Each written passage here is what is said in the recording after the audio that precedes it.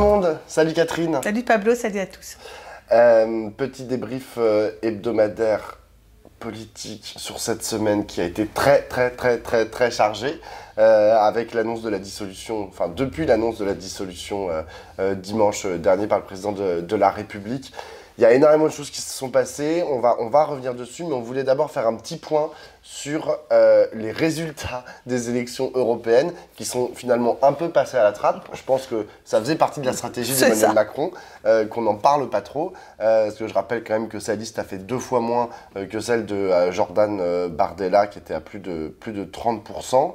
Peut-être, vas-y, tu veux commencer par un mot d'analyse générale de ce qui s'est passé? Ouais, bon, il y a eu des papiers, notamment sur le site de Regard de Martelly, qui commençait à s'attacher à regarder tout ça.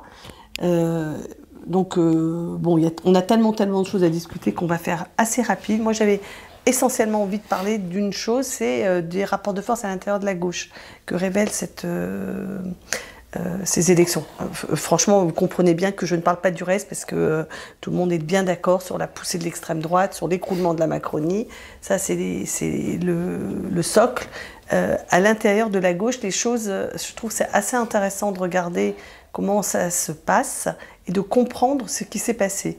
C'est-à-dire que, tout le monde a parlé d'un rééquilibrage que moi je pensais qu'il était inéluctable. La gauche en France a toujours été diverse et elle n'est pas représentée, sauf catastrophe, et de manière donc ponctuelle, par un seul parti. Ça s'est déjà vu dans l'histoire que le Parti socialiste représente toute la gauche, que le Parti communiste représente toute la gauche, mais c'est vraiment des moments.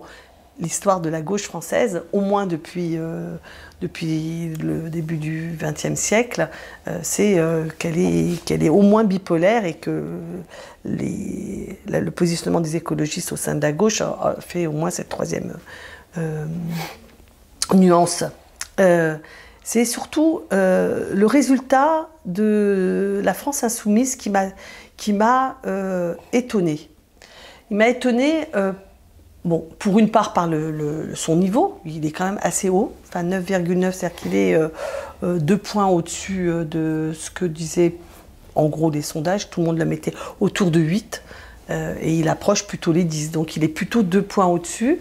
Donc c'est plutôt un bon résultat, c'est pas non plus, on ne casse pas la baraque, hein.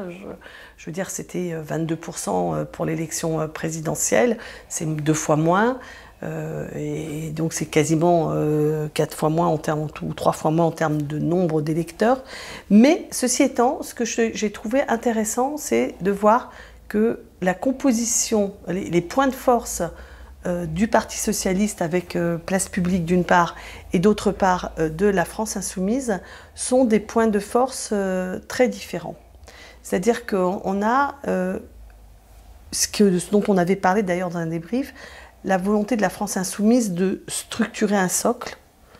Là, je pense que il y a quelque chose qui s'est passé. Et notamment, alors il y a la jeunesse des centres-villes, la jeunesse étudiante, la jeunesse cultivée, les intellos précaires, etc. Ça se confirme. C'est là où Mélenchon fait ses bons résultats, mais ça c'est depuis 2012 que Mélenchon fait des bons résultats dans les centres urbains. Mais on a aussi vu là une mobilisation dans les quartiers populaires qui a vraiment qui a explosé. C'est-à-dire que la Seine-Saint-Denis, il progresse de plus de 25%.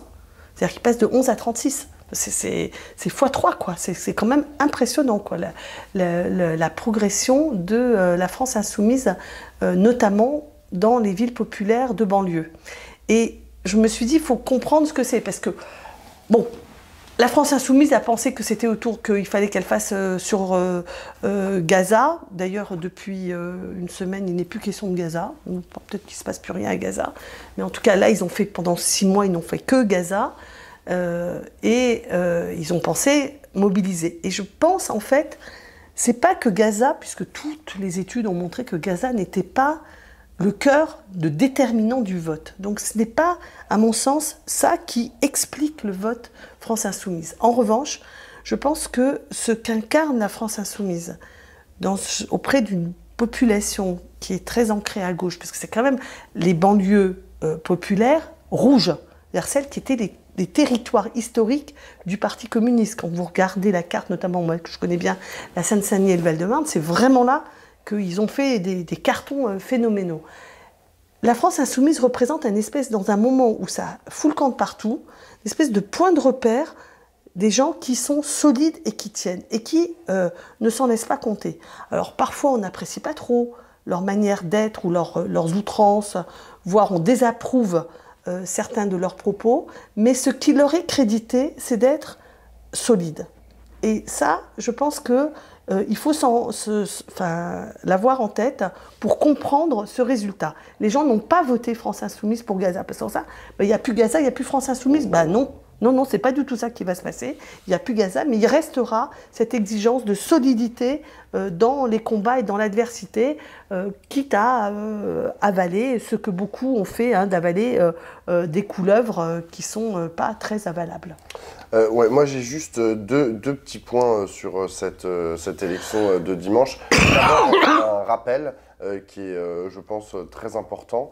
Il y a eu 50% de participation, enfin un peu plus de 50% de participation.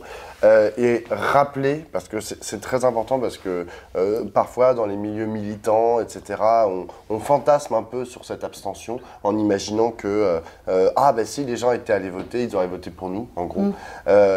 Or, ce que disent les sondeurs et les gens qui étudient l'opinion, c'est que l'abstention, c'est souvent les gens qui ne votent pas. S'ils étaient allés voter, ils auraient voté à peu près comme ceux qui sont allés voter, les participants, voire un peu pire, en l'occurrence, c'est-à-dire qu'ils auraient peut-être voté un peu plus à l'extrême droite. Donc ça, c'est quand même très important à rappeler. C'est-à-dire, aller chercher les abstentionnistes, c'est pas forcément que aller chercher des gens qui vont voter pour la gauche. Après, sur ce que tu viens de dire, c'est vrai que c'est important. Hier, j'écoutais Gilles Filzenstein de la Fondation Jean Jaurès qui disait un truc intéressant, c'est que en gros, quand on demande aux Français et aux Françaises de se situer sur une échelle de 1 à 10, 1 serait la gauche, 10 serait la droite. L'extrême droite. L'extrême droite, pardon. Extrême gauche, extrême droite. Exactement. Extrême gauche, extrême droite. Cette répartition, en fait, elle n'a pas changé en 15 ou 20 ans. Il y a toujours le même nombre de gens, à peu près partout. La seule différence qui est notable et très importante, c'est que les gens qui se mettent autour de 7-8 à droite, avant, ils votaient pour l'UMP. Aujourd'hui, ils votent, ils se situent toujours à 7-8. Ils n'ont pas l'impression d'être passés à l'extrême droite. En revanche, ils votent pour le Rassemblement national. Et de la même manière, ceux qui sont à 2-3, c'est-à-dire plutôt du côté de la gauche classique, ou 2-3-4, eux, ils sont complètement fluctuants dans leur vote. C'est-à-dire que un coup ils votent France Insoumise, c'est-à-dire Jean-Luc Mélenchon, un coup ils peuvent voter Parti Socialiste aux élections municipales, etc. Ils sont vraiment pas certains, c'est-à-dire que ce ne sont pas des blocs sûrs.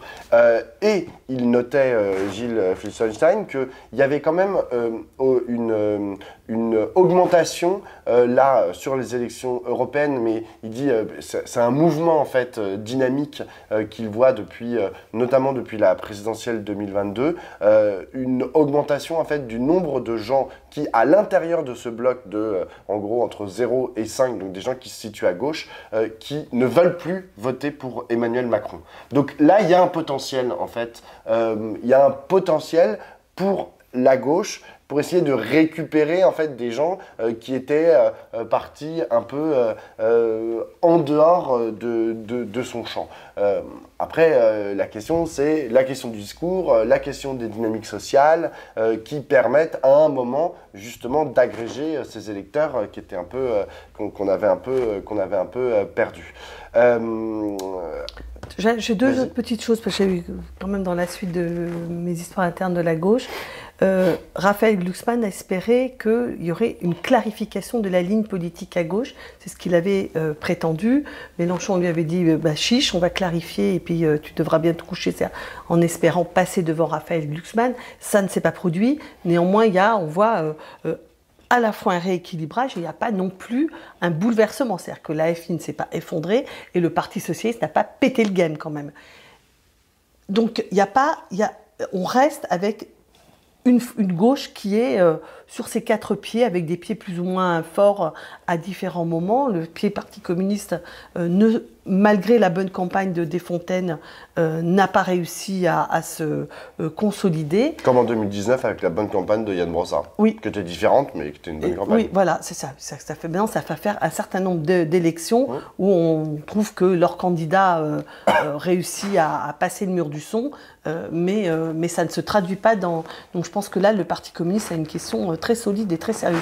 En plus, ils avaient agrégé un peu de monde, hein, le PC. Je n'avais pas fait gaffe qu'il y avait les gens autour de Marie-Noëlle Lienemann et de Morel que tu avais interviewé. Il y avait, comment il s'appelle, le ministre du redressement productif. Là, il y avait Arnaud Montebourg, Pierre Joxe est venu les soutenir. Voilà, c'est ça. Ils avaient quand même une partie du camp socialiste de gauche, entre guillemets, qui était venu en renfort. Mais ça veut dire que la redéfinition de ce pôle tel que le PC l'envisage n'a pas convaincu, alors qu'ils étaient aussi un peu portés par les idées aussi que défend Ruffin. Bref, tout ça pour dire que il n'y a pas eu une ligne politique tranchée, et il y a bien besoin de tout ça pour faire la gauche française en ce moment. Et le deuxième point sur lequel aussi, à propos de la répartition au sein de la gauche, parce que je suis d'accord avec ce que tu dis sur le fait que tout le monde a hésité, et c'est aussi pour ça qu'on ne savait pas très bien jusqu'au bout comment ça allait terminer,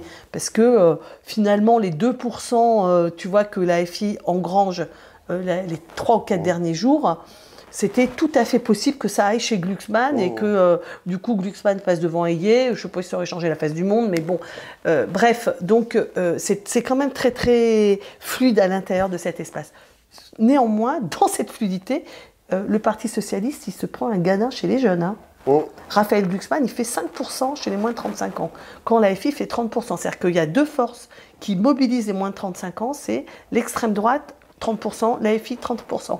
Et au-delà de ça, le reste c'est peanuts, hein, c'est des broutilles, un petit peu les Verts qui réussissent, je crois ils font 15. Ce que je veux dire par là, c'est que encore une fois, ce que je pense, c'est que le style France Insoumise, qui est très irritant pour beaucoup de monde, est aussi ce qui fait qu'ils sont d'une part repérés, d'autre part qu'ils apparaissent comme étant des gens déterminés, et troisièmement qu'ils apparaissent comme des gens qui vont y aller et qui vont embarquer la jeunesse. Donc ça, c'est important de le comprendre. Alors, hein. Le BCBG de Glucksmann, c'est pas ça, quoi. Tu parles de... C'est intéressant sur la jeunesse parce que je reviens à Gilles Lichtenstein, que j'ai écouté hier et qui faisait des comparaisons franco-allemandes. Et alors c'est très intéressant parce qu'en Allemagne, il y a eu 12 points de plus de participation aux élections européennes, mais c'est traditionnel parce qu'en plus, eux, ils couplent ça avec des élections régionales, 12 points de plus que la France, tu veux dire. Que la France, oui, pardon. De participation en général. Et ils disaient, ce qui est intéressant, c'est qu'eux, ils ont une participation qui est beaucoup plus homogène en termes d'âge et de territoire. Nous, il y a des énormes différences. Et quand tu parles des jeunes, sur les moins de 35 ans, c'est 1/3 des jeunes qui sont allés voter. Seulement, donc autour de 33% de participation. Et là où Lichtenstein dit c'est problématique, c'est que tu prends les plus de 60 ans et surtout les plus de 70 ans, eux ils sont allés voter à 70%.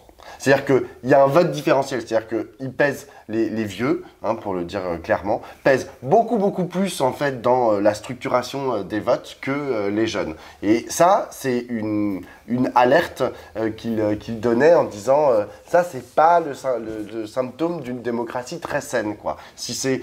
Et c'est pas que les vieux décident, c'est qu'il y a une surreprésentation d'une certaine catégorie d'âge et d'ailleurs aussi socio-professionnelle. Mais ça détermine la politique, c'est exactement. Les politiques publiques, elles sont clairement pour plaire aux vieux et puis le reste, on s'en fout un peu. Hein. Ils n'ont toujours pas le droit aux prestations avant 25 ans, quoi. Ouais, je veux dire, la jeunesse. Ça, le machin.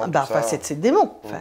Et là, la réforme sur le chômage, ils en sont les premières victimes. Je veux dire, on voit bien que la jeunesse, qui est numériquement affaiblie, en plus politiquement, elle compte pas, quoi. Ouais, non, c'est tout à fait. Et il n'y a que la FI qui en a fait son axe. Hein. Alors, et je vais citer une dernière fois Gilles Johnson, après t'arrêtes. Non, parce qu'il a donné beaucoup d'éléments hier qui étaient issus d'une grande étude qu'ils ont faite avec Le Monde, l'Institut Montaigne et je sais pas quoi. Et alors, dedans, il parlait des gens qui étaient intéressés par la politique. Et alors, en comparaison aussi avec les Allemands. Alors, les Allemands, on dit toujours, oui, les Français sont très politiques, etc. Il dit, c'est plus quelque chose de vrai. Et aujourd'hui, en Europe, par exemple, quand on pose, est-ce que vous êtes intéressé par la politique? En gros, il y a un Français sur deux qui répond oui. Ah ouais. Et donc, un Français sur deux qui répond non.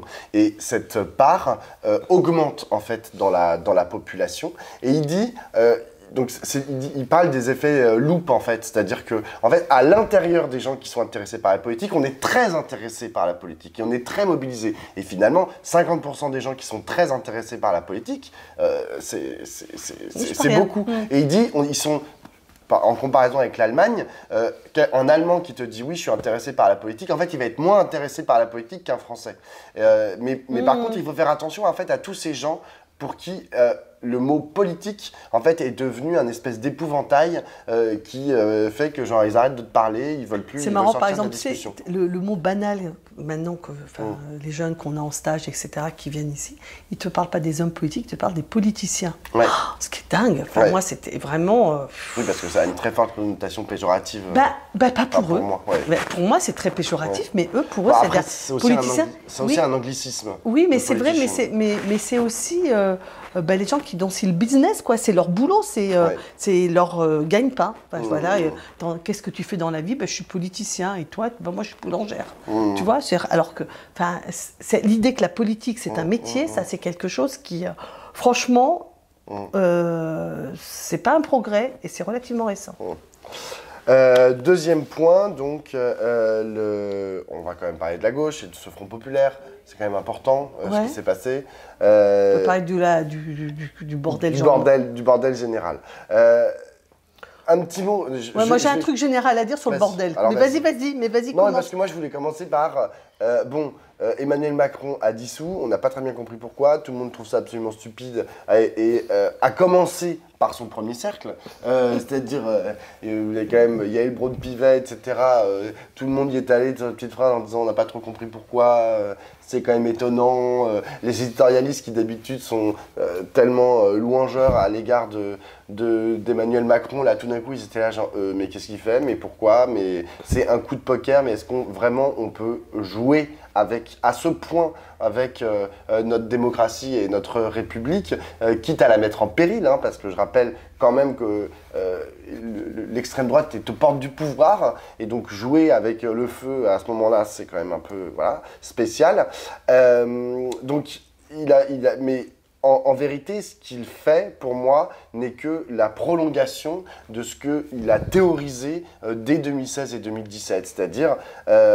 je vais casser la gauche et la droite, je vais la subsumer autour de mon projet, ma personnalité, etc. Je suis tout, je suis la gauche et la droite. Et c'est moi ou le chaos. Et ce qui est assez extraordinaire, c'est que dans une certaine mesure, il est en train de réussir, moi ou le chaos. C'est lui le chaos, non ? Alors, non, mais c'est lui le chaos, il le provoque partout. Mais ça c'est génial, parce que ça, je pense qu'il ne l'avait pas pensé. Mais là, ce qui se passe à droite et à l'extrême droite, c'est Dallas. Enfin, je veux dire, ce qui se passe chez les LR qui est en train d'exploser en vol, parce que de toute façon, ça fait 10 ans qu'ils ne savent pas où ils habitent, et s'ils sont d'extrême droite, est-ce qu'ils doivent se constituer seuls ou est-ce qu'ils doivent partir chez Macron? Ils ne savent pas. Ils n'y arrivent pas à se construire une architecture digne de ce nom. Et donc, du coup, là, ce qui s'est passé avec Ciotti, etc., et tous les cadres, est un symptôme de ça. À l'extrême droite, le retour de Marion Maréchal, Le Pen, chez les RN est aussi le symptôme de ça. Et puis genre, comment ça s'appelle, les RN qui disent mais nous en fait on veut pas de Zemmour parce qu'il est trop raciste. C'est vraiment très intéressant, mais tout est en train d'exploser. La Macronie elle-même est en train de souffrir. Hein. Ça, je pense que c'est quelque chose qu'il n'avait pas anticipé. C'est-à-dire que là, tu as des députés macronistes qui ne veulent pas se représenter. parce qu'ils disent non mais ça va quoi, genre en fait on a donné, c'est déjà assez dur comme ça fait 2 ans qu'on se fait taper dessus à cause de la réforme des retraites, etc. On va pas la repartir en campagne pour se faire cracher dessus sur les marchés. Donc ils abandonnent. Et oui, tu as raison d'insister, c'est qu'en fait, ils s'abandonnent au bout de 2 ans. Au bout de 2 ans, exactement. Ça fait même pas 2 ans. C'est dingue, hein. C'est-à-dire qu'en fait, d'un mandat à l'autre, on ne veut pas renouveler. On n'est pas voué à passer sa vie à... Voilà. Mais là, c'est même pas une moitié de mandat. Voilà, c'est ça. 2 ans après, ça va, quoi. Et bon, je ne vous parle pas des ministres, les gueules déconfites du Premier ministre Gabriel Attal, qui va, voilà, du coup, avoir un mandat qui aura duré moins de temps que celui d'Édith Cresson. C'est quand même pas... Bah oui, Édith Cresson a duré 10 mois. Et là, on va à peine faire 6 mois. Donc moi aussi, je suis très content. Ça me fait plaisir. Ça, mais il aura fait plus que Cazeneuve ou je sais pas quoi. Enfin, hélas. Parce que tu sais, Cazeneuve, il était resté très peu de temps. Mais il n'avait pas été viré, même Nutari comme ça. Enfin bon. C'est tout ça. Il est en train de tout péter. Et alors, ce qui est extraordinaire, c'est que j'ai écouté sa conférence de presse. Il pense quand même qu'il va s'en sortir. Je pense qu'il est persuadé que, comme tu dis, c'est le chaos moi, alors que nous, on a l'impression que c'est toi le chaos, mais lui, il pense qu'il va pouvoir s'en sortir in fine. Et c'est ça qui est extraordinaire, c'est qu'il est là, il recommence. Moi, c'est ça qui m'épate le plus, c'est que les macronistes pur jus, et à commencer par lui-même, recommencent avec « Vous n'avez pas très bien compris ce que je voulais vous expliquer ». Alors là, si. Là, il a recommencé avec son bilan dans sa conférence de presse, à nous prendre une demi-heure pour nous expliquer à quel point il avait créé des emplois, à quel point il était engagé dans la transition écologique. Il nous a quand même surtout raconté qu'il nous avait entendus et qu'il allait changer. Alors c'est ça. Non mais parce qu'attends, non. D'abord, c'est pas vrai. D'abord, il a commencé par nous expliquer pourquoi c'était génial qu'il ait créé ces centaines de milliers, ces millions d'emplois et que vraiment la France c'était génial parce qu'on était engagé dans la transition écologique, etc. Après, effectivement, il a entendu et donc là, qu'est-ce qu'il a fait? Eh bien, il fait une proposition d'extrême droite. Enfin, c'est-à-dire, il a récupéré, il est allé moissonner en fait dans le programme de l'extrême droite en racontant des trucs, en disant, eh bien, sur la sécurité, sur l'immigration, etc. Vous allez voir ce que vous allez voir. Alors, dans sa conférence de presse de mercredi, il n'a pas été très très précis en fait, mais il a été martial. C'est-à-dire que il a dit, j'ai bien compris qu'il y avait des impératifs de sécurité et sur l'immigration, qu'il fallait qu'on apporte des réponses claires. Et vraiment, le ton qu'il a utilisé et les tournures des phrases qu'il a employées montraient très bien qu'il allait aller chercher du côté de l'extrême droite. Je pense que cette stratégie, c'est ni fait ni à faire. Je veux dire, depuis quand, pour lutter, pour faire barrage à l'extrême droite, comme il l'a dit dans son allocution, on va récupérer leurs idées. Enfin, c'est complètement débile. Et je passe sur cette idée, mais je comprends même pas qu'on puisse faire de la politique comme ça. Que ce soit lui, que ce soit le Premier ministre Gabriel Attal qui était interviewé je ne sais plus où cette semaine, ils arrivent et tout d'un coup, ils ont quand on leur dit « mais c'est quoi votre projet ?» Et là, il te sort « on va interdire les écrans aux enfants de moins de 11 ans ». Et t'es là, non, enfin, c'est sérieux, enfin, pourquoi pas, hein. Je dis pas que c'est pas un point sur lequel on devrait réfléchir, mais imaginez en fait que ça peut structurer un projet pour la France dans un moment où ils sont complètement dans la panade et on a besoin d'une direction pour le pays. Je trouve ça, mais d'une petitesse, d'une étroitesse d'esprit et d'une absence de longueur de vue qui est catastrophique pour des gens qui sont quand même aux postes les plus importants de notre pays. Oui, ce qui est incroyable, c'est que ce que tu viens de raconter là sur cette histoire des écrans, il fait 5 points et dans les 5, il y a celui-là. Non mais... C'est dément, enfin, c'est totalement fou. Oh. Et pourquoi pas, hein. Encore une fois, enfin moi c'est pas... Enfin, je trouve que les interdictions, les machins, ça va jamais très loin, mais peu importe. Mais... Oui, moi je pense pourquoi. Mais bref, les deux choses que je voulais dire, la première, c'est qu'on voit ce que tu viens de dire d'une certaine manière, les effets catastrophique de la soi-disant triangulation ou je vais aller récupérer les électeurs d'extrême droite en reprenant le discours d'extrême droite, qui était quand même le pari réussi de Nicolas Sarkozy. Puisqu'en fait, il avait réussi à faire baisser l'électorat, le résultat du Rassemblement national en récupérant une part de ses idées. Et tout le monde avait dit « Oh, qu'est-ce qu'il est fort, Nicolas Sarkozy, c'est trop fort !» Ben oui, ben écoute, voilà. Au bout du compte, la droite n'existe plus. La droite a été pompée par l'extrême droite. C'est-à-dire qu'en fait, l'extrême droite, soit tu démontes ce qu'ils disent et leur fond structurel, soit elle te bouffe. On ne peut pas finasser, être plus malin. Je veux dire, si tu racontes des histoires horribles d'extrême droite, ben, les gens ils finissent par aller voter pour l'extrême droite. Et c'est ça qui s'est passé. Et tu as raison de dire que c'est aussi ça, d'une certaine manière, qu'Emmanuel Macron, avec son brillant Premier ministre, Gabriel Attal, ont alimenté comme machine. Ça, c'était le premier point. Le deuxième point qui m'est apparu comme incroyable cette semaine, c'est en fait les effets de cette hyper-présidentialisation. C'est-à-dire que, alors on vient de le voir avec la décision prise par un seul homme, Emmanuel Macron, et ses 3 conseillers de l'ombre, on ne sait même pas qui c'est, on ne connaît même pas leur nom, moi je ne sais pas qui sont ces bonhommes. Pierre Charon et Bruno Roger Petit, on ne savait pas qu'ils avaient autant d'importance. Voilà, c'est ça, ils sont élus de rien du tout, ils sont des conseillers de l'ombre, enfin bref, et que ces bonhommes-là ont le pouvoir de jeter la France dans le chaos, quoi. Et donc cette hyper-présidentialisation dont on a vu les effets pendant toutes ces années, avec l'exercice du pouvoir, l'interprétation extrêmement autoritaire qu'en a fait Emmanuel Macron, tu vois où ça nous conduit du point de vue de la politique d'État. Mais si on se décale un tout petit peu, mais ce qui vient de se passer chez les Républicains, c'est la même chose. C'est-à-dire que chez les Républicains, le président est élu au suffrage universel de ses adhérents, et fort de cette légitimité, c'est lui qui désigne les membres du bureau politique, les membres du Conseil national, le secrétaire général, la commission d'investiture, c'est lui qui convoque les réunions, etc. Donc, formellement, quand Ciotti dit « c'est moi et tous les autres, c'est de la blague », mais il a raison. Et on va voir, là, moi je prends même le risque, on est vendredi matin, je pense qu'on va voir qu'en effet, la réunion du bureau politique qui l'a destitué à l'unanimité n'a pas de fondement juridique. C'est-à-dire que le présidentialisme qui s'est installé à l'intérieur de notre champ politique, mais des associations de jeteurs de boules, là, de je sais pas quoi, là, de pétanquistes, mais partout on a cette forme d'organisation hyper verticale et qui permet des trucs de dingue.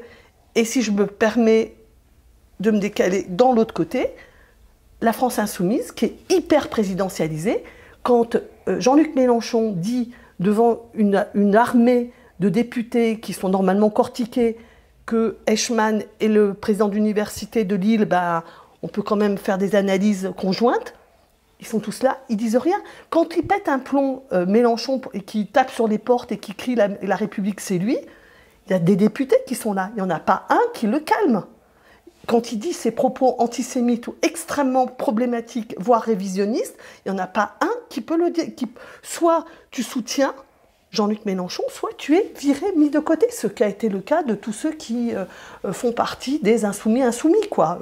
Les Corbière, Garrido, Autain, Ruffin et compagnie.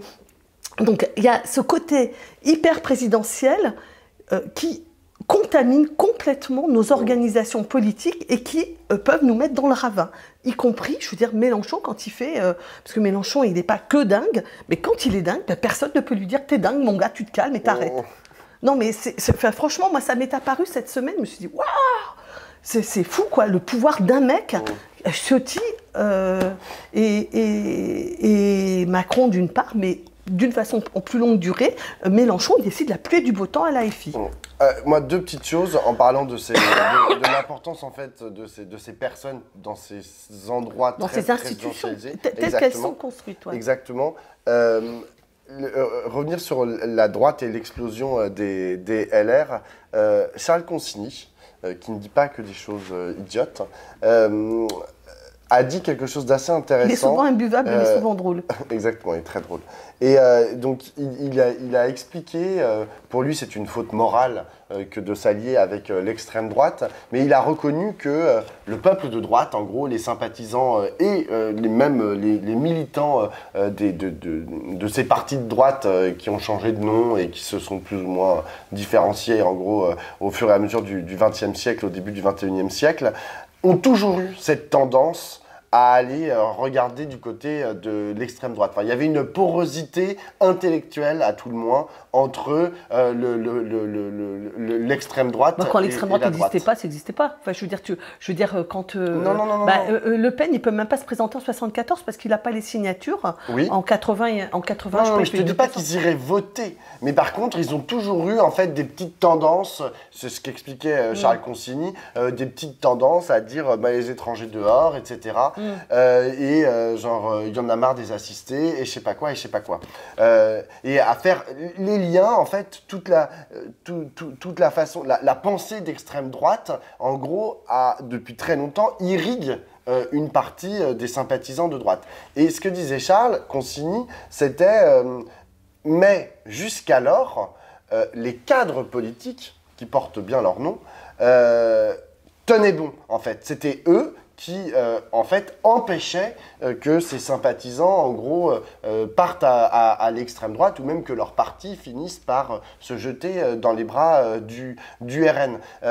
Donc, ils faisaient comme ils pouvaient, hein, parce qu'ils doivent se faire élire, etc. Mais c'était eux, en fait, qui tenaient le cordon sanitaire, etc. On pense notamment à Jacques Chirac, pour qui la lutte contre l'extrême droite était oui, mais c'est primordiale. Ce que je te dis, Pablo, c'est qu'ils pensaient tenir bon dans l'espace du champ institutionnel. Mais quand Wauquiez dit reprend à son compte le grand remplacement, il ne tient pas bon. Bien sûr. Non, mais tu vois ce que je veux dire, quand Sarkozy fait son discours de Grenoble, il ne tient pas bon. Au contraire, il prépare. En fait, après, ils ont beau raconter avec leur roulement de tambour, nous on est gaullistes et donc jamais avec l'extrême droite, mais non, quoi. Je veux dire qu'ils ont préparé le mouvement. Oui. Donc ils ne tiennent pas bon. Non, je regrette, ils ne tiennent pas bon. Ils tiennent leur mandat, ils tiennent leur boutique. Je suis d'accord avec toi. Bon, déjà, idéologiquement, ils sont déjà, je parlais barrés. plus du XXe siècle que du XXIe. Genre Nicolas Sarkozy, Wauquiez, tout ça, ça arrivait à partir des années 2000, hein, c'était pas avant. Et donc je pense qu'il y a une différence à ce niveau-là, mais même avant, je veux dire, il y avait des tentations, tu vois, le discours de Pasqua, etc. Mais ça n'existait pas l'extrême droite avant. Enfin, ça n'existait pas. Si, ça existait. Si, ça existait. Bah, mais en fait, ça dépend. Ça n'existait pas dans le champ politique. En fait, ça n'existait pas en temps. Exactement. Non, ça n'existait pas de façon institutionnelle. Les partis d'extrême droite étaient genre des micro-partis et genre ils pesaient pas grand-chose. En revanche, ils existaient intellectuellement. Enfin, je veux dire, l'extrême droite, genre la pensée raciste, la pensée xénophobe, la pensée qui fait de l'autre le principal danger pour toi et pour notre société, elle existait. Et c'est ça que je veux dire, c'est qu'à un moment... Et à un moment, il y a eu une espèce de gloubi-boulga en fait qui s'est passé et grâce à des personnalités comme Nicolas Sarkozy, Laurent Wauquiez, etc. Ou Pasqua, enfin. Mais Pasqua.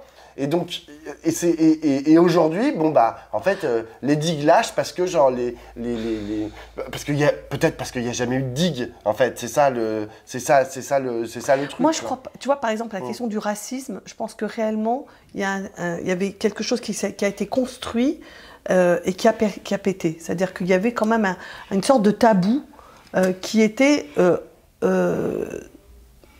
C'est pas que le racisme n'existait plus. Évidemment, dans les profondeurs, ça existait. Mais il y avait quand même un interdit. Et là, c'est vrai que cet interdit-là, par exemple, à travers cette continuité entre immigration et délinquance, cette chaîne de raisonnement a fait péter cette digue qui était, en gros, quand on disait le champ de la République, le champ de la République, ça ne l'autorisait pas. Et ça, c'est en effet un glissement idéologique qui s'est produit à partir de Charles Pasqua, quoi, moi je pense à peu près. Et avant, c'était pas comme ça, quoi. On va quand même parler un peu de la gauche et de ce front populaire qui, très heureusement, a réussi à se constituer en un temps record. Les différents partis de la gauche ont réussi à mettre de côté leur animosité qui avait atteint quand même un paroxysme pendant cette campagne des européennes et à valider un accord cette nuit sur les circonscriptions, un programme, les 100 premiers jours, etc. Moi, ma première remarque, et c'est assez intéressant, c'est que c'est le retour des... Enfin, c'est le retour, ils sont jamais partis. Mais en gros, c'est la primauté des appareils. C'est-à-dire que ce sont les appareils, en fait, qui se sont mis ensemble, notamment les 4 principaux, hein, LFI, Europe Écologie Les Verts, PCPS, et c'est eux qui ont discuté. Et les autres n'avaient pas voix au chapitre. Quand je dis les autres, c'est que le Front Populaire, il y a d'autres gens en fait qui voudraient faire partie du Front Populaire, et qui vont en faire partie, et qui ont, tu vois, le mouvement social, les syndicats, les machins, tu vois. Et eux, ils n'ont pas voix au chapitre. Bon, les syndicats, ils veulent pas avoir voix au chapitre, mais cette façon en fait de faire que je trouve très intéressante parce que très efficace. En fait, tu mets genre 10 personnes dans une salle, genre ils planchent sur un programme et sur les investitures, et puis c'est parti, on va gagner, on a 3 semaines pour essayer de faire monter une dynamique. Ce qui est intéressant aussi à l'intérieur de ça, c'est que comme il y a 2 ou 3 personnes par parti, en gros, qui sont convoquées à cette réunion, tu n'as que les directions de parti et donc les lignes majoritaires. Plus ou moins, en fait, qui sont convoqués. Or, il y a des partis qui sont très divisés. Je pense notamment au Parti Socialiste ou même à la France Insoumise, où tu as des gens qui ont été mis un peu de côté, etc. Eux, je peux te dire, ils n'avaient pas voix au chapitre. Si je prends Clémentine Autain, François Ruffin, Raquel Garrido, Alexis Corbière, qui sont quand même des personnalités importantes de la France Insoumise, ils ne sont pas dans les négociations. Ils ne sont déjà pas dans la direction de leur parti. Ils ne sont pas dans la direction de leur parti, mais c'est précisément la raison pour laquelle ils ne sont pas dans ces négociations. Oui. De la même manière, à Europe Écologie Les Verts, c'est la ligne qui a gagné, et puis il y a des lignes minoritaires en fait à Europe Écologie Les Verts. Ils ne sont pas dans les négociations. Au Parti Socialiste, c'est la ligne, c'est fort qui est dans les négociations. Et par exemple, tu prends on a parlé tout à l'heure de Raphaël Glucksmann. Raphaël Glucksmann, il estime qu'il a fait une belle campagne, qu'il a récupéré 14% des électeurs, je sais pas quoi. Ah oui, mais en fait, il n'est pas au Parti Socialiste. Il a un micro-parti qui s'appelle Place Publique. Et donc, il peut être invité, etc. Mais il pèse, ce que c'est son micro-parti. Celui qui fait les discussions, c'est Olivier Faure pour le Parti Socialiste. Voilà, donc c'est les appareils, en fait, qui décident. Et c'est bien, moi, je trouve ça... on peut critiquer, etc. Mais ça permet d'aller très très très vite dans les discussions. Et c'est pas bien, il n'y avait pas le choix. Voilà, moi je pense que c'est pas bien, mais il n'y avait pas le choix. Ceci étant, je vais quand même mettre une nuance. Si tu écoutais dimanche soir les réactions, c'était pas gagné. Hein, parce que je me souviens particulièrement parce que sa phrase était concise et efficace. Comme souvent, Manuel Bompard est qu'un homme concis et efficace dans ses interventions, et il a dit « Nous, on veut l'union, mais c'est les autres qui ne veulent pas. » Quand tu dis ça, ça veut dire que tu ne veux pas l'union. Non, mais clairement. Et je pense que dimanche soir, je pense à cette phrase parce que je l'ai en tête, mais je pense que Raphaël Glucksmann, son intervention le lendemain, avec ses 5 propositions, là, moi, ça m'a fait penser, comme je suis une vieille coco, Lénine, quand il a fait les 21 conditions pour l'adhésion à l'internationale communiste, ce qu'il voulait, c'était faire le partage entre les socialistes et les communistes. Donc il avait dit, s'il faut ajouter 22, 23, 25 propositions, conditions. Pour surtout pas qu'ils viennent. Voilà, pour surtout pas qu'ils viennent. Donc Glucksmann, il mettait ses propositions pour surtout pas qu'il y ait d'accord. Le soutien indéfectible à la construction européenne, et puis l'armement de l'Ukraine, etc. Et puis la fin de la bordélisation et de la violence dans la politique. Enfin bref, je veux dire, il pouvait mettre dans les conditions programmatiques, Jean-Luc Mélenchon doit s'aplatir par terre et demander pardon, quoi. C'était à peu près de ce niveau-là. C'est-à-dire qu'ils avaient tous décidé de ne pas faire l'union.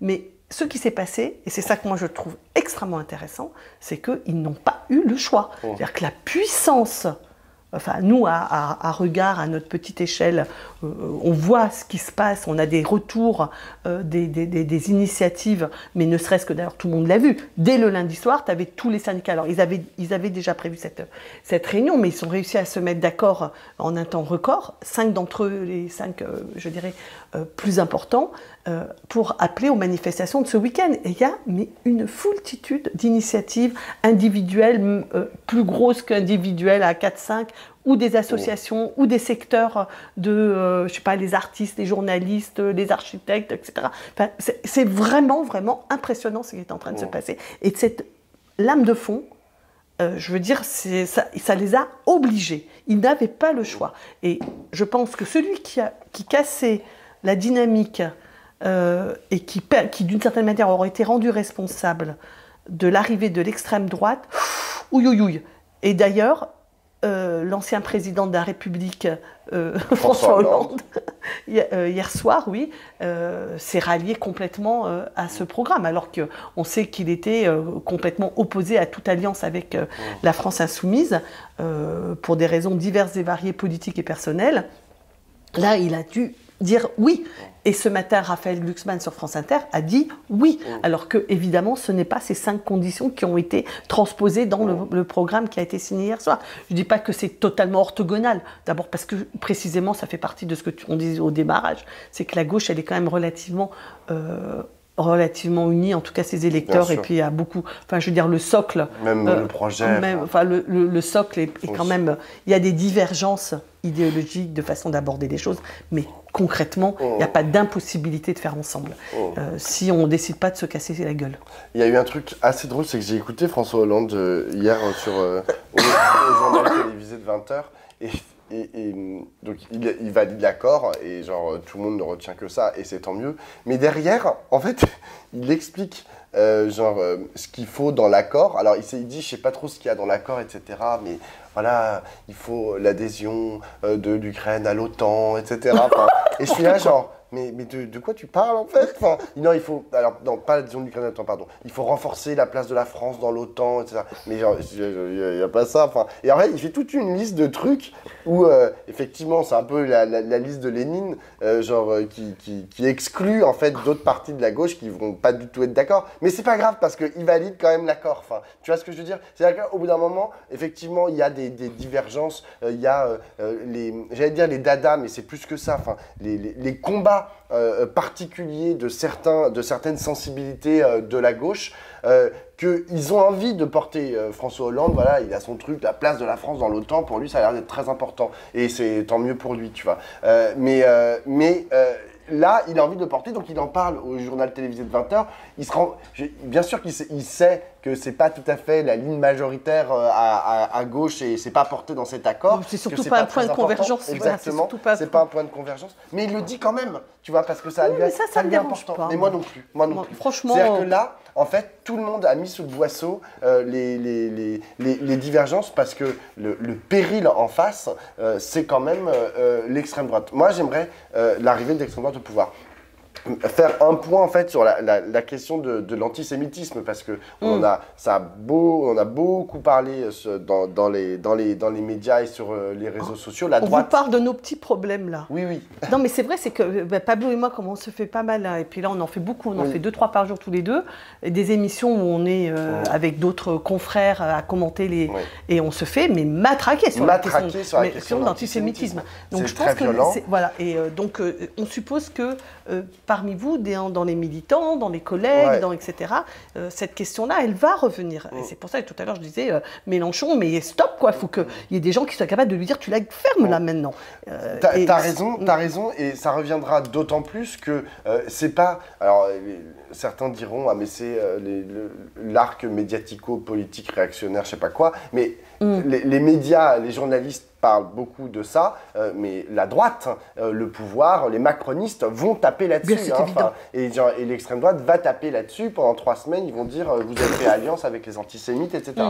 Et donc, moi, la seule chose que j'ai trouvé à répondre, parce que je suis assez d'accord avec Catherine, il y a des choses inadmissibles en fait qui ont été dites et activées depuis 6 ou 7 mois, notamment par certains cadres de la France insoumise. Mais donc, moi, ce que je réponds, c'est il faut faire de la lutte contre l'antisémitisme une priorité et que ça soit très important en fait dans la façon dont on pense la politique. Mais si vraiment on pense ça, est-ce qu'on imagine que la lutte contre l'antisémitisme pourrait être plus efficace si on exclut la France insoumise de ce front populaire et donc qu'on se donne les moyens de perdre le 8 juillet prochain et de laisser Jordan Bardella au pouvoir. On ne pourra pas lutter efficacement contre l'antisémitisme si Jordan Bardella est Premier ministre et si on a un gouvernement d'extrême droite. Alors oui, le 8 juillet, il va falloir trouve les voies et moyens, qu'on crée les structures pour lutter contre l'antisémitisme de façon plus efficace que ça ne l'a été jusqu'alors. On a trop souvent fait penser que genre, l'antisémitisme c'était quelque chose qui était en dehors de la gauche, qui était en dehors de nos endroits de lutte, de nos cercles militants, etc., alors même que c'est à l'intérieur, exactement comme le sexisme, exactement comme le racisme, qui sont d'ailleurs des questions qui sont traitées à l'intérieur de nos espaces militants. Ben non, mais en tout cas, qui essayent d'être traitées. Oui, non, je vais te dire, on va voir. Il y a des commissions antisexistes, il y a des commissions antiracistes, avec etc. une puissance d'action formidable. Formidable, d'ailleurs. On en parlera. On en parlera aussi. Une autre fois plus tard, on ne va pas renouer tout ça. Oui, voilà. Bref. Mais je suis d'accord avec toi. Mais enfin, c'est une question qui, quand même, nous traverse. Et la question de la lutte contre l'antisémitisme, comme la question antisexiste, comme la question antiraciste, elle fait partie de la colonne vertébrale, en fait, de la gauche. Et effectivement, c'est pas parfait, en fait, la façon dont on mène ces luttes-là.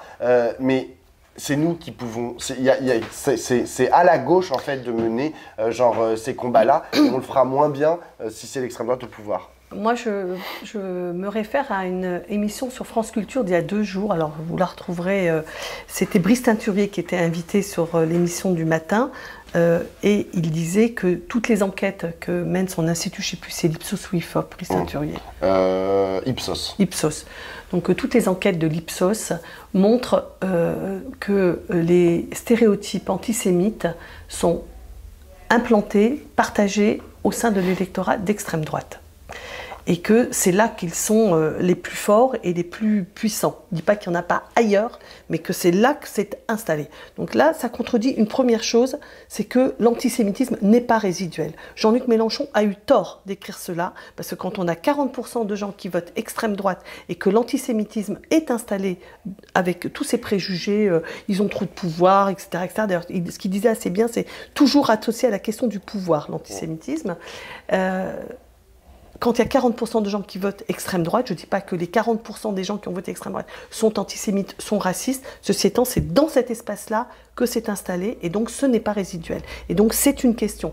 Et je ne partage pas ta formulation en disant que c'est une priorité. Pour moi, l'antisémitisme et la lutte contre l'antisémitisme, la lutte contre le racisme, et dans ses formes dominantes extrêmement puissantes, c'est-à-dire le refus des Arabes associés aux musulmans, ça, pour moi, c'est, tu vois, c'est à égalité. Il n'y a pas l'un plus que l'autre. Mais comme tu as dit, c'est la question numéro 1. Pour moi, il n'y a pas de question numéro 1 ou numéro 2 entre ce que certains appellent... La lutte contre les discriminations une priorité. Tu vois, c'est quand même quelque chose qui, aujourd'hui, structure notre société et exclut énormément de gens et crée des souffrances, voire de la mort, en fait. Donc, la première chose, et ça conforte ce que tu disais, c'est pas avec l'extrême droite qu'on luttera contre l'antisémitisme.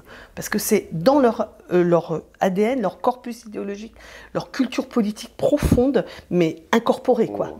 Parmi leurs soutiens, leurs électeurs, etc. Le deuxième point, c'est que cela heurte la gauche. C'est-à-dire que nous sommes heurtés. Quand il y a ces propos qui se tiennent, nous sommes heurtés et nous demandons que ça ne se reproduise pas. Nous condamnons les propos de Jean-Luc Mélenchon et nous demandons à ses soutiens de s'en détacher. Parce que, au nom de la gauche, nous n'acceptons pas ça. Ce qui est exactement l'inverse de l'extrême droite. L'extrême droite, elle est fondée sur la discrimination, sur le racisme. Et donc, ils peuvent toujours nous faire des violons sur l'antisémitisme. En fait, leur ADN profond est un ADN raciste. Et donc, ça fait une différence tout à fait d'essence, je dirais, entre l'extrême droite et Jean-Luc Mélenchon et quelques autres qui sont un résidu politique qui est réprouvé par le reste de la gauche. Et c'est justement notre capacité, en fait, la capacité de la gauche à condamner ce type de propos qui fait que, qui montre que c'est nous qui sommes le plus efficaces dans la lutte contre l'antisémitisme. Parce que quand les... parce que ça nous tient à cœur, parce que c'est dans notre... Quand l'extrême droite, là, ils ont ce député, là, ils ont quand même un député qui tient une librairie révisionniste et avec des bouquins négationnistes. Ah ben là, il n'y a aucun problème, il est toujours député, il va être réinvesti, etc. Lorsque l'extrême droite, ils ont dans leur service d'ordre et tout, des mecs avec des croix gammées, etc. Ah ben il n'y a pas de problème, hein, ils les défendent, etc. Donc c'est même pas qu'ils ne font pas le ménage, c'est qu'ils ne condamnent pas, parce que comme tu le dis, c'est intégré dans leur ADN. C'est d'ailleurs ce qui doit être objecté toujours à l'extrême droite qui dit on a changé, on n'est pas dans la continuité Non, ce n'est pas vrai. Par exemple, à la différence, parce que souvent il y a un espèce de parallèle entre le Parti communiste et l'extrême droite. En disant Parti communiste, vous aussi vous êtes des héritiers de Staline. Nous on serait des héritiers de nazis, de Hitler, mais vous êtes les héritiers de Staline, alors camembert. Tu vois, c'est un peu ça qui est renvoyé. Non, mais la vérité, c'est que c'est pas du tout ça. C'est que les communistes ont fait une critique, ont travaillé, ont écrit des livres, ont fait des colloques, ont fait des congrès sur la question de qu'est-ce que ça a été que le stalinisme et comment on rompt avec ça et qu'on rompt en comprenant ce qui s'est passé, en le condamnant et en cherchant une autre voie politique. En aucune façon, l'extrême droite n'a rompu intellectuellement, politiquement, idéologiquement avec ce corpus d'origine dont ils sont issus. Donc je regrette, mais ils peuvent nous raconter qu'ils ont changé. Rien ne prouve qu'ils ont changé, et moi je pense même qu'ils n'ont pas changé. Donc cet accord de la gauche, on va terminer là-dessus. On termine juste sur l'histoire du Premier ministre ou pas? Oui, voilà, exactement. C'est une autre question en fait qui est posée. C'est cette question de est-ce que qui va devenir Premier ministre? Alors, ou première ministre d'ailleurs, parce que à l'extrême droite, en gros, ils ont un espèce de ticket gagnant, Marine Le Pen, Jordan Bardella, donc c'est Jordan Bardella Premier ministre, ils ont déjà fait les affiches, etc. Avec Ciotti à côté. Avec Ciotti à côté. Oui, non, mais c'est très important, hein. Tu as Bardella, Ciotti, c'est-à-dire qu'en fait, c'est l'alliance de Ciotti qui incarne la continuité de la droite, républicaine entre guillemets, et Bardella, et c'est tous les deux qui sont mis en avant dans les affiches.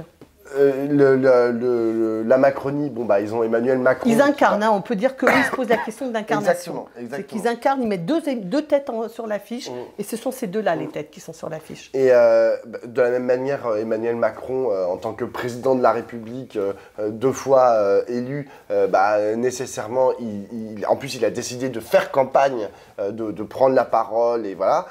Donc, il va être aussi une locomotive dans cette campagne législative, accompagné du Premier ministre en place, Gabriel Attal, qui a déjà annoncé qu'il allait faire des débats, des machins, des trucs. Et la question, c'est nous, le Front Populaire, qui on a à proposer, etc. Alors, cette question est d'autant plus aiguë que il y a la perspective de victoire. C'est-à-dire que en vrai, on n'aurait pas de perspective de victoire, on saurait qu'on aurait 150 députés. Est-ce que la question du Premier ministre était... Moi, j'en pense pas. Je pense que c'est le problème de qui incarne, elle est entre guillemets le leader de ce pôle de gauche. Et le leader, il sera celui qui va éventuellement être Premier ministre, mais s'il n'est pas Premier ministre, c'est celui qui va conduire l'opposition. Je pense par exemple Lionel Jospin, sa position de leader de la gauche, il devient Premier ministre parce qu'il est déjà installé avant comme étant le leader de la gauche post-Mitterrand, quoi. Et donc du coup, là, il y a des batailles qui sont à la fois des batailles de sensibilité politique et puis d'ego. Enfin, tout se mélange un peu.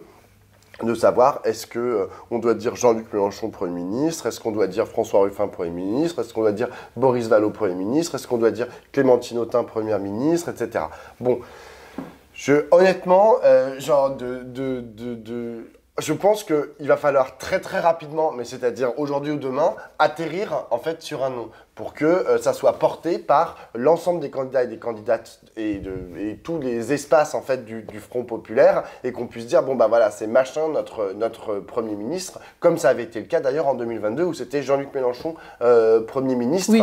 Fort il n'y a pas de eu de ces discussion, 22%. bien sûr. Non, parce qu'il a fait 22% à la présidentielle, donc paf, Jean-Luc Mélenchon Premier ministre. Et là, force est de constater que ça bloque. D'abord parce que, on en a parlé au début, mais comme il y a eu un rééquilibrage entre le PS NUPES et la France Insoumise, il est naturel en fait de se dire est-ce que et que la France Insoumise est très diabolisée dans l'espace politique plus large que la gauche. Hein.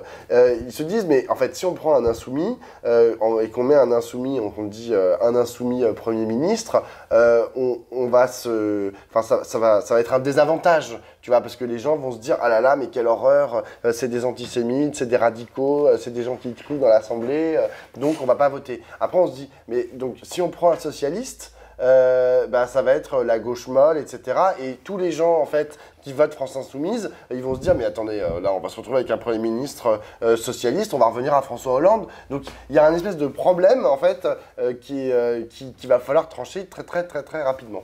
Oui, alors moi je pense qu'en effet, tout le monde s'imagine qu'on va pouvoir contourner ce problème. Moi je n'y crois pas du tout. C'est-à-dire je crois qu'en effet on a raison de vouloir faire collectif. Or, on a trouvé sur les réseaux sociaux, il y a quelqu'un qui a fait un faux gouvernement, qui est assez bien foutu. Et d'ailleurs les noms sont assez convaincants dans leur diversité, dans leur adéquation avec le ministère qui leur est attribué. C'est François Ruffin qui est Premier ministre. Oui, dans ce cas-là c'est François. Mais ce qui m'a intéressé, c'est en fait dans cette configuration, je sais pas moi, on trouve Delphine Batho, ministre de l'Intérieur, je trouve que ça lui va bien, Corbière, ministre des Armées, je trouve que ça lui va bien, Clémentine Autain, ministre de la Justice, je trouve que ça lui va bien, Elsa Faucillon, porte-parole du gouvernement, je trouve que ça lui va bien. Non mais je trouve que c'est quelqu'un de malin qui a fait ce truc-là des adéquations. Comment est-ce qu'elle s'appelle? Claire Nouvian, ministre des Océans, c'est tout à fait évidemment son sujet. Lilian Thuram, ministre des Sports. Mais oui, on vote pour Love.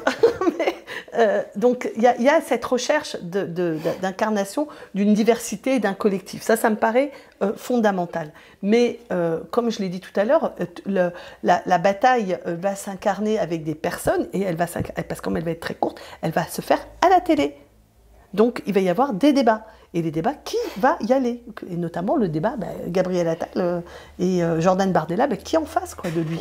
Alors Mélenchon a dit, parce qu'il quand même il a conscience qu'il y a un petit problème là, qui ne peut pas s'imposer dans l'affaire, donc il a dit ce dont on ne doutait pas, qu'il était capable d'être Premier ministre. On ne doute pas, qu'il le soit capable, que lui-même pense ça de lui, hein, on en est tout à fait convaincus, mais qu'il s'en remet à la décision collective, et comme ce n'est pas décidé, il dit il faut que ce soit les chefs de parti. Je me suis dit, qu'il est finot. Des fois, ça. Chef de parti, ça veut dire que c'est ou bien c'est Emmanuel Bompard, ou bien c'est Olivier Faure, ou bien c'est. Comment il s'appelle? Marine Tondelier ou Fabien Roussel. Mais donc, ce n'est pas celui que tout le monde, pour l'instant, suppute, c'est-à-dire François Ruffin. Ah, je me suis dit, mais François Ruffin aussi, il est chef de parti. Picardie Debout. Il a un parti. D'ailleurs, il est affilié à Picardie Debout. Voilà. Puis Clémentine Autain, elle est chef de parti, puisqu'elle a créé un parti qui s'appelle comment? Émancipation. Elle a créé un parti il y a 3 semaines, un mois, je sais pas. Enfin bon, bref. En tout cas, ils sont chefs de parti tous les deux. Donc eux aussi. Raphaël Glucksmann, chef de parti. Mais Raphaël Glucksmann aussi est chef de parti, place publique. Donc cette idée de chef de parti, c'est une entourloupe pour faire en sorte que, en tout cas, il ne se soit pas un insoumis qui viennent prendre la place de leader. Oui, un insoumis dissident. Oui, c'est ça, que ce ne soit pas quelqu'un d'autre que lui, et que si c'est Bompard, personne ne doute que Bompard sera loyal à Jean-Luc Mélenchon, son mentor depuis des années. Donc voilà, alors que Ruffin, c'est très clair, et Clémentine Autain, c'est très clair, ne roule pas pour Jean-Luc Mélenchon. Donc il y a cet enjeu, c'est pour ça que moi je pense que ce n'est pas simplement l'enjeu du Premier ministre, mais c'est l'enjeu de qui va porter dans l'espace de la gauche de gauche. Et ce que je note, c'est que le profil politique de François Ruffin ou de Clémentine Autain, pas par calcul, parce qu'évidemment, ce n'était pas ça qui était en ligne de mire, mais enfin, par exemple, dès les attaques du Hamas le 7 mars, ils ne se sont pas enferrés comme 7 octobre, ils se sont pas enferrés comme des abrutis à ne pas vouloir le qualifier de terroriste, ce qui d'ailleurs va être dans l'accord. C'est-à-dire que là, ça fait 6 mois que l'AFI est vent debout pour dire on ne dira pas terroriste. Ça sera dans l'accord. Donc, en tout cas, Ruffin et Autain, tous les deux, l'ont dit dès le jour de l'attaque, et ont participé à la manifestation contre l'antisémitisme, ont désapprouvé les propos antisémites de Jean-Luc Mélenchon, et n'ont pas participé à la bordélisation porté comme une marque de fabrique et une institution qu'ils ont voulu faire à l'Assemblée nationale, avec le résultat très très mitigé qu'on peut voir. Parce que quand même, moi j'ai quand même un peu les boules, même si je pense qu'on peut gagner, mais quand même, quand on sort des élections législatives de 2022, le Rassemblement national a 85 députés, la gauche elle en a 135 ou 145. 150. 150, ben, encore mieux. Donc normalement, on pouvait être la première force. Et même l'AFI toute seule, elle a 75 députés. C'est-à-dire que l'AFI a imprimé son style sur l'ensemble de la gauche, un style de contestation, de bordélisation, qui fait aujourd'hui d'ailleurs qu'une autre des attaques, c'est qu'il serait anti-parlementaire. Ce qui est quand même une question. Si tu veux que dans les arguments qu'on va nous mettre dans les gencives, il y a ce peu de respect pour les institutions dont a fait montre la France insoumise dans ses comportements individuels et collectifs. Bon, on en parlera une autre fois parce que ça aussi c'est pareil, hein, il va falloir se le torturer quoi, cet argument-là. Oui. Mais en surtout, tout cas, on verra ça après le 8 juillet. Ben non, ce que je veux dire, moi je commence déjà à l'avoir sur les plateaux. Hein. Mais d'accord, on commence à tout le dire. Bon, non, mais tu diras non, et puis voilà, et le 8 juillet, on se dira bon bah alors comment on fait avec ce groupe Non, mais enfin, en tout cas, ce qu'il y a de sûr, ça renvoie à ce que je disais tout à l'heure, hein, c'est qu'il faut aussi parler à des gens qui ne se reconnaissent pas dans cette vie institutionnelle, mais ce n'est pas forcément ce que l'on croit, parce que les ouvriers et les employés, c'est-à-dire les catégories populaires, je regrette, mais ils ont voté à 45% pour l'extrême droite. Ils n'ont pas voté pour le bordel à l'Assemblée nationale. Ils ne se sont pas sentis représentés par Thomas Porte qui met son pied sur un ballon de foot avec la tête d'Olivier Dussopt. Alors justement, peut-être qu'on terminera là-dessus, mais parce que moi c'est une vraie interrogation, c'est-à-dire que là en gros on a réussi, ou est en train de se passer un rassemblement de la gauche. Sous toutes ses formes, c'est-à-dire politique, c'est évident avec cet accord, syndical, il y a une grande manifestation samedi à 14h partout en France, et associative. C'est pas samedi 14h partout en France, c'est samedi 14h à Paris et partout en France le week-end. Oui, exactement. C'est pas partout en France à 14h. Ok. Et je pensais que c'était partout en France samedi après-midi. Non, c'est partout en France le week-end. Et donc, les associations qui se mobilisent, qui vont faire plein de trucs, etc. On est en train donc de se rassembler. La question c'est, est-ce que c'est suffisant ? Est-ce qu'il est suffisant de rassembler nos forces et de dire ça va créer une dynamique, parce que c'est ça l'idée, c'est que notre rassemblement va permettre de créer une dynamique qui ensuite va nous amener à obtenir plus de 280 députés, c'est-à-dire une majorité absolue à l'Assemblée nationale. Est-ce que c'est suffisant ? Moi, c'est une question que je me pose, qui est ouverte. J'espère que ça le sera. Et on va participer, nous, à ce mouvement de rassemblement. Mais il y a toujours la question de, est-ce qu'il ne faut pas essayer de s'ouvrir un peu ? C'est-à-dire de dire, de dépasser, en fait, tout ce qu'on raconte maintenant depuis 15 ans, les façons qu'on a de faire depuis 100 ans, etc. Je sais pas, c'est une question qui est ouverte, mais est-ce qu'il faut qu'on donne des gages en fait à des gens à qui jusqu'alors on ne donnait pas de gages, tu vois, est-ce que tu vois, par exemple, il y a toujours ce truc de qu'est-ce qu'on fait des macronistes, des machins qui sont déçus de ce qui se passe depuis 7 ans. Est-ce qu'on essaye de développer des arguments pour aller les convaincre, ou est-ce qu'on considère que, moi je pense pas, mais c'est une question qui se pose, ou est-ce qu'on considère que la dynamique en fait lancée à gauche est suffisante pour qu'à un moment ces gens-là soient emmenés dans notre histoire et dans une victoire du Front populaire? Moi je pense qu'il y a deux choses qui sont différentes. Il y a comment on fait pour gagner les élections législatives, puis après comment on fait pour changer le pays et ne pas décevoir. C'est deux choses qui sont un peu différentes. Parce que pour gagner, en fait, compte tenu de comment c'est foutu les institutions françaises, et le fait qu'il y ait 3 pôles et qu'il y en ait un qui soit franchement derrière, c'est que là, pour l'instant, les projections qui sortent, c'est que dans la très très grande majorité, on va avoir des affrontements binaires, extrême droite, Front populaire. Front populaire. Donc ça peut être remporté souvent, notamment si on fait une campagne qui est dynamique et qui n'est pas clivante et qui est rassembleuse, c'est au sens où ça permet à des gens qui ne veulent pas de l'extrême droite de voter pour la gauche sans penser qu'ils votent pour l'extrême gauche radicale qui va tout casser, quoi. Voilà. Donc je pense que ça c'est important, mais on peut avoir une majorité très forte, voire une majorité tout court, sans avoir 50% des électeurs.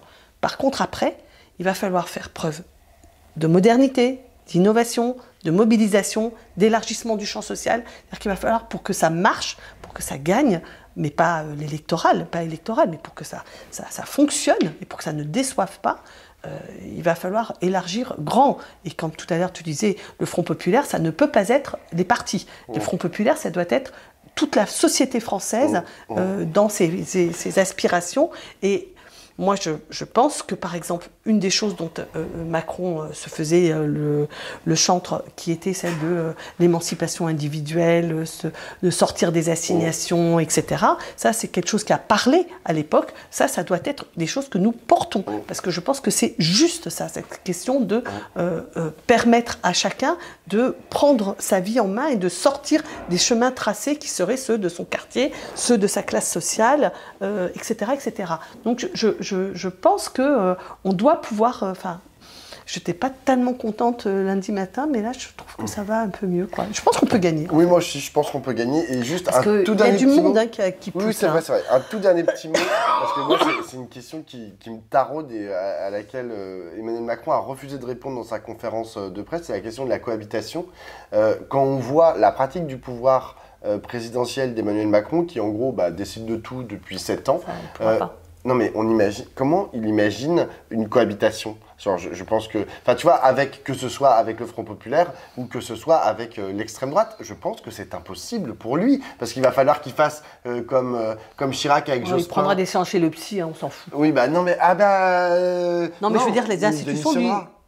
il démissionnera peut-être. Mais c'est compliqué. Non, parce que en fait, moi c'est juste, et on terminera là-dessus, mais en vérité, nos institutions existent, il y a des règles qui sont précises, mais en fait qui permettent aussi, il y a de la souplesse en fait, c'est-à-dire que Jacques Chirac et François Mitterrand qui ont vécu des cohabitations en tant que président de la République, et pour Jacques Chirac aussi en tant que Premier ministre, tu as le cadre institutionnel et puis tu as l'esprit, c'est-à-dire genre ce qu'ils en font. Et oui, il y avait une entente entre Mitterrand et Chirac, entre Chirac et Jospin, pour que ça puisse marcher. Si, je suis désolé. Pour que ça puisse marcher, c'était pas une entente cordiale quand même. Non mais c'était pas une entente cordiale, mais il y avait une entente, je sais pas comment te dire, institutionnelle. Je te dis pas qu'ils étaient meilleurs potes, c'est pas le sujet. Genre, je te dis qu'à un moment, ils acceptaient que ça puisse exister, tu vois. C'est comme le 49.3 qui existe évidemment dans notre constitution. On peut en foutre partout des 49.3. Ça existe depuis dans la 5e, depuis le début. Mais on n'est pas obligé.